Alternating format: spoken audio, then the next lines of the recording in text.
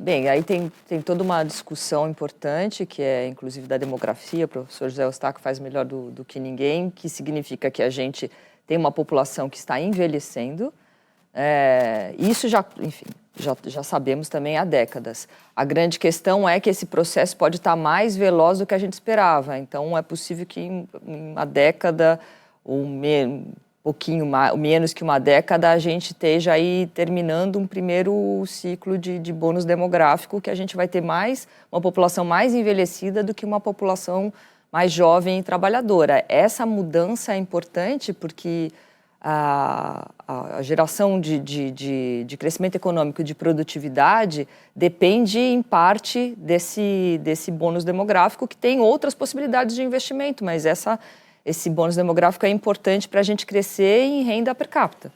Então, se isso não acontece, a gente, com todo o nosso histórico de desigualdade, que precisa ser sanada em diferentes aspectos, né, sociais, raciais, fica mais complexo da gente resolver. Então, essa mudança aí de perfil de crescimento populacional para os próximos anos nos traz um desafio grande para, sei lá, talvez 2030 e pouco, a gente tem uma década para fazer esse investimento forte para não perder esse trem, né, esse rumo. É aquela janelinha de oportunidade. Exato, aí que está ficando para trás. Qual que é o desafio, né, como a professora colocou, para não perdermos? Ainda temos mais jovens, mais pessoas em idade produtiva do que idosos e crianças, não é? Mas cada vez mais ela vai ficando para trás dessa oportunidade, não é? Me parece que duas questões são importantes. Uma é investimento em educação.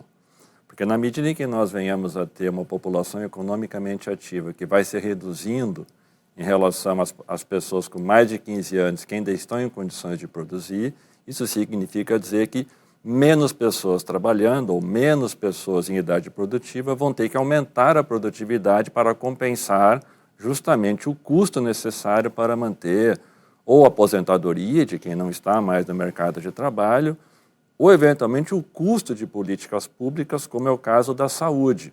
As pessoas estão vivendo mais, o Sistema Único de Saúde vai precisar de mais recursos públicos para financiar pessoas que vão precisar do atendimento e, mais ainda, com o desenvolvimento da medicina, medicamentos mais complexos, equipamentos mais complexos. Então, essa composição toda coloca em debate algo que é muito importante.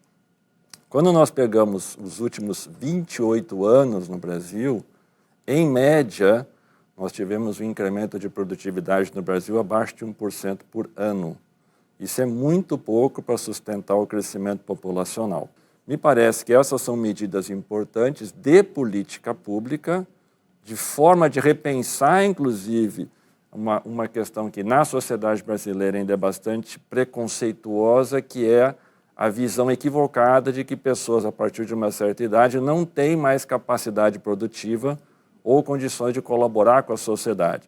Então nós vamos ter que ter um pacote, digamos assim, mais amplo de políticas públicas olhando para essa janela de oportunidade que está ficando a cada ano que passa mais fechadinha e a fresta de luz que está passando por ela cada vez menor. Né? Exatamente. Há quanto tempo, né, ouvimos falar sobre essa janela, para não perdermos essa janela de oportunidades, não é, professor José Eustáquio? O senhor está otimista nesse sentido? Não, Andresa, o meu otimismo maior é o seguinte, é ver um cientista político e uma economista falando tão bem, explicando tão bem a questão do bônus demográfico, porque isso há 15 anos atrás ninguém sabia, ninguém discutia essa questão no Brasil.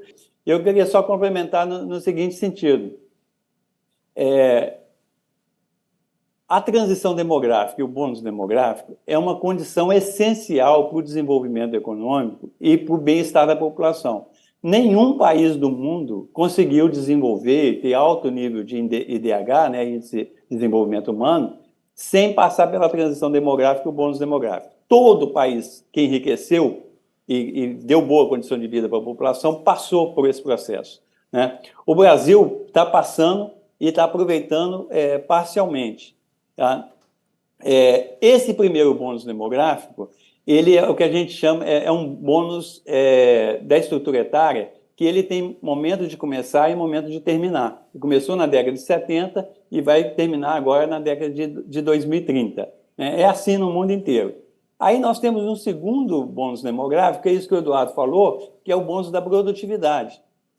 Se vai ter menos pessoas em idade de trabalhar, né, essas pessoas têm que ser mais produtivas, né? Veja o que está acontecendo com a China. A China começou a diminuir a população ano passado, a Índia ultrapassou a China esse ano, mas a China continua crescendo a 5% ao ano, né? Mesmo a população em idade de trabalhar está diminuindo desde 2012. Por quê? Porque eles estão investindo em educação, tecnologia, sociedade informatizada, inteligência artificial, etc. Então, esse que a gente chama de segundo bônus demográfico. O Brasil tem tempo, ele precisa de aproveitar esse bônus e, infelizmente, essa produtividade está estagnada, como o Eduardo falou.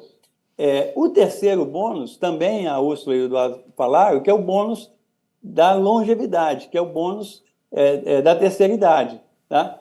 Veja só, eu vou colocar o meu caso. Eu sou idoso, né, tenho mais de 60 anos, e sou pesquisador aposentado do IBGE. Mas eu nunca trabalhei tanto igual estou trabalhando ultimamente. Né? Sua agenda estava lotada esses dias, inclusive, né, professor? Nossa, depois que saiu esses dados, assim, eu não tive tempo para nada. E esse negócio de trabalhar em home office, a gente trabalha mais, porque você não perde tempo no trânsito, nem nada. Né? Então, assim, aproveitar, isso o Japão está fazendo muito bem hoje em dia. Né? O Japão é o país mais envelhecido do mundo. Então, ele está tentando aproveitar o terceiro bônus demográfico, que é essa questão de aproveitar o potencial, que a terceira idade não seja um passivo, mas seja um ativo. Né? Tem muitas formas de fazer isso, né? De contribuições dos idosos para a sociedade.